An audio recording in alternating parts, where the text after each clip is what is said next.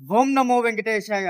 తిరుచానూరు శ్రీ పద్మావతి అమ్మవారు కార్తీక బ్రహ్మోత్సవాలు 12వ తారీఖు నుండి 25వ తారీఖు వరకు టీటీడీ వారు వైభవంగా అయితే నిర్వహిస్తారు.